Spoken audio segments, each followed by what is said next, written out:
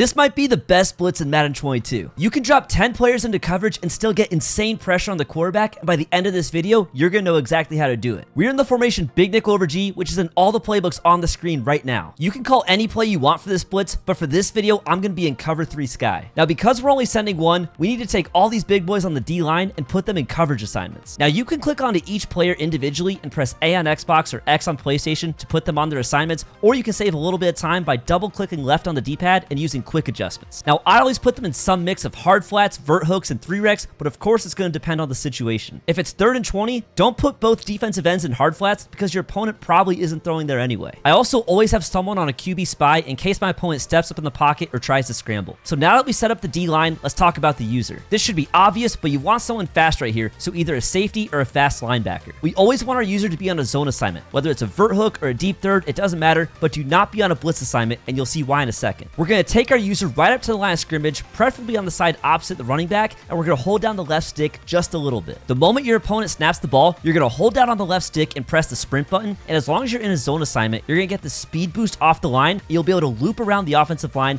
and get instant pressure on the quarterback. This works equally well from the left and right sides, and in a year where defense is tougher than ever, I think this is an amazing blitz to mix into your scheme. I wouldn't run it every play because of course your opponent can start running the ball and start adapting over the course of the game, but if you throw this in there on obvious passing downs, I think it can really take your defense to the next level. Now, you guys definitely want to get some reps in practice mode before trying this in a game, and I highly recommend using 2 controllers for this. That's because if you're only controlling the defense in practice mode, the CPU offense won't hike the ball if you have any input on your controller, and then you can't hold down the left stick partially, which is the only reason that this blitz works. Now, I also want to show you guys that this works just as well on current gen. It feels a little different because the movement on current gen is fundamentally different, but the setup is exactly the same, and you can still get insane pressure, and it's going to be an absolute nightmare for your opponents to go against. Now let's jump into some gameplay, and first up on next gen, you can see that we're going to get insane pressure off the left side, and my opponent, instead of taking the sack, is going to force a bad throw over the middle, and we're able to force an interception from it. And we'll happily take that. This blitz won't get you a sack every time, but if we can force our opponents to make bad throws and force turnovers from it, then that's even better. And then later that same game, we're going to get crazy pressure off the edge again. My opponent is immediately rolling right, and he throws another bad pass that should have been picked off. Now, one thing I'll add is that if your opponent is consistently scrambling away from the user rush,